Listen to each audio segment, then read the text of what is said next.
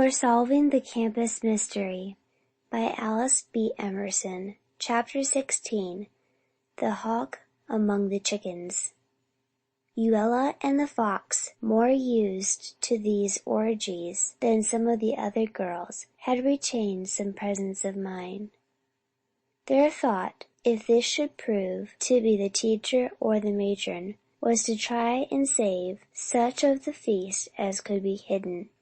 Each girl flung up a spread to the pillows, and so hid the viands on the two beds. Then Mary Cox went quickly to the door. The cowering girls clung to each other and waited breathlessly. Mary opened the door. There stood the abashed Belle Tingley, her plate in one hand, the gilded vase in the other, and beside her was the tiny figure of Mademoiselle Picolet, who looked very stern indeed at the fox. "I might have expected you to be a ringleader in such an escapade as this, Miss Cox," she said sharply, but in a low voice. "I very well knew, Miss Cox, when the new girls came this fall, that you were determined to contaminate them if you could. Every girl here will remain in her seat after prayers in the chapel tomorrow morning. Remember."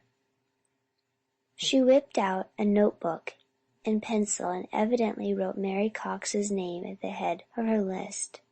The fox was furiously red and furiously angry. "I might have known you would be spying on us, Miss Picolet," she said bitingly. "Suppose some of us should play the spy on you, Miss Picolet, and should run to Mrs. Tellingham with what we might discover?" "Go to your room instantly!" exclaimed the French teacher with indignation. "You shall have an extra demerit for that, miss."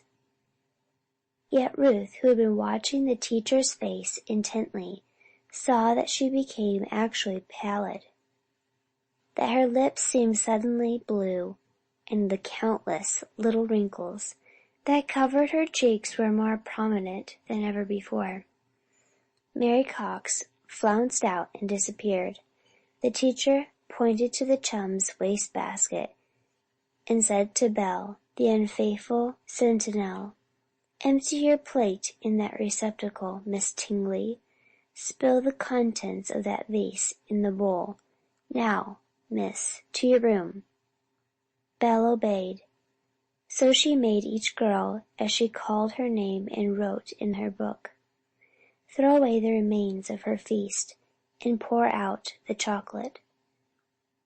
One by one they were obliged to do this, and then walk sedately to their rooms.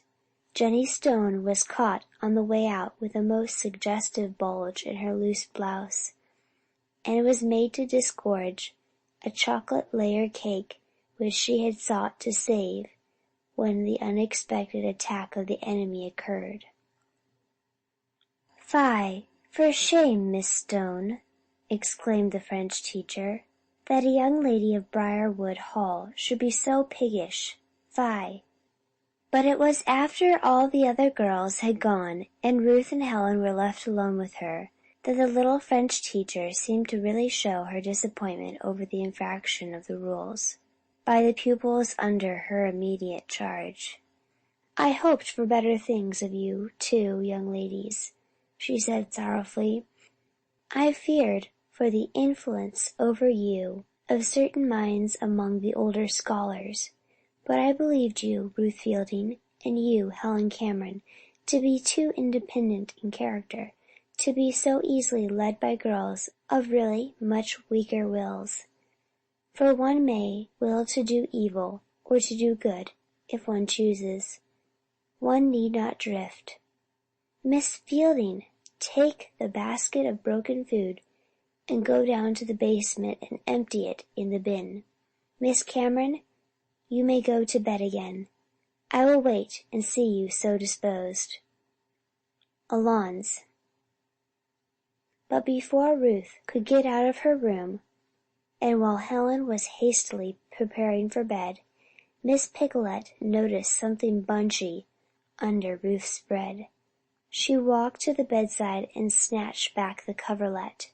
The still untasted viands were revealed. "Aha!" exclaimed the French teacher.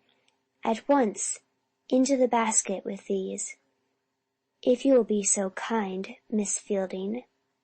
Had Heavy seen those heaps of goodies thus disposed of, she must have grown in actual misery of spirit. But Helen, being quick in her preparations for bed, hopped onto her own couch before Miss Picolet turned around to view that corner of the room.